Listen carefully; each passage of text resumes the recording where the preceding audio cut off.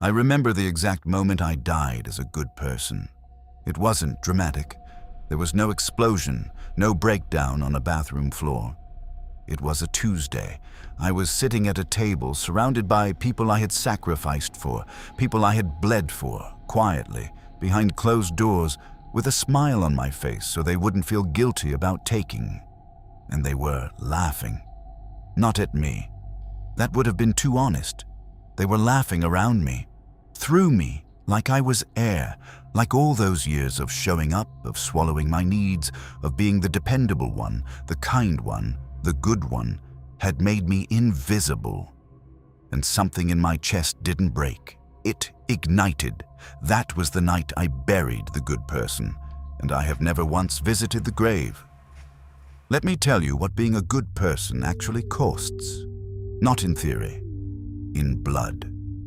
It costs you your first choice. Every time. The good person takes what's left. The good person waits their turn in a world where turns were never meant for them.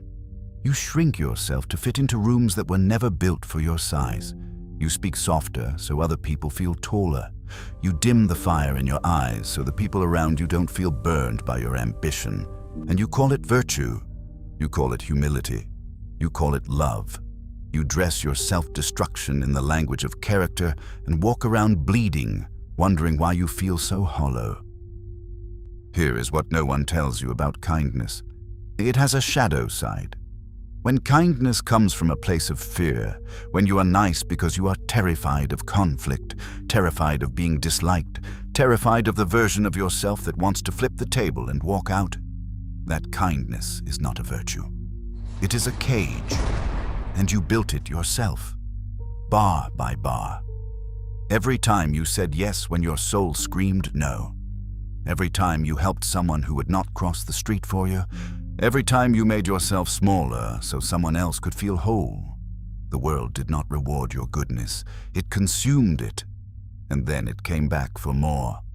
There is a moment, and if you are honest with yourself, you know exactly what I'm talking about. There is a moment where something shifts. It does not announce itself. It arrives like a cold wind through a room where all the windows are closed.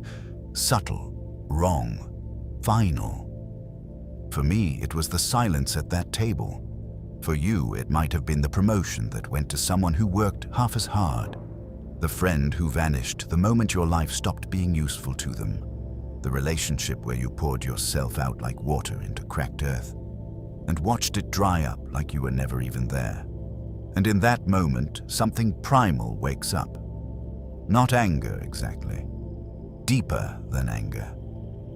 Cleaner. It is the part of you that has been locked in a basement for years. The part you were told was dangerous, selfish, dark, rattling the door. And for the first time, you don't reach for the key to keep it locked. You rip the door off its hinges. That darkness you were taught to fear, that is not your enemy. That is the most honest part of you. That is the self that was never willing to be consumed. The self that remembers what you were before the world told you to be good, before you learned to apologize for existing loudly. Let it out, because what comes next is not destruction, it is architecture. The person who walked away from that table was not the same person who sat down. I stopped returning calls that drained me. Not rudely, not with explanation. I simply stopped. I stopped performing warmth I did not feel. I stopped funding other people's dreams while mine sat in a drawer collecting dust. I stopped being available to everyone and became ruthlessly, unapologetically available to one person first. Myself. And people noticed. They called it coldness. They called it arrogance.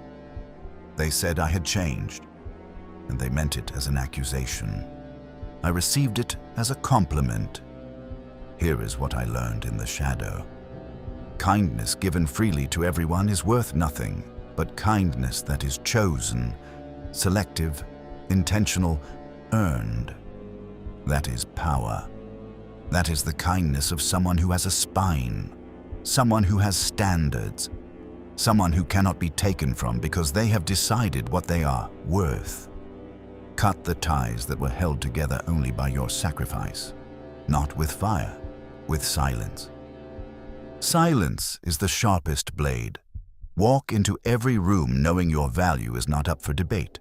Stop explaining yourself to people who are never going to understand you anyway. Build something in the dark. Build it quietly.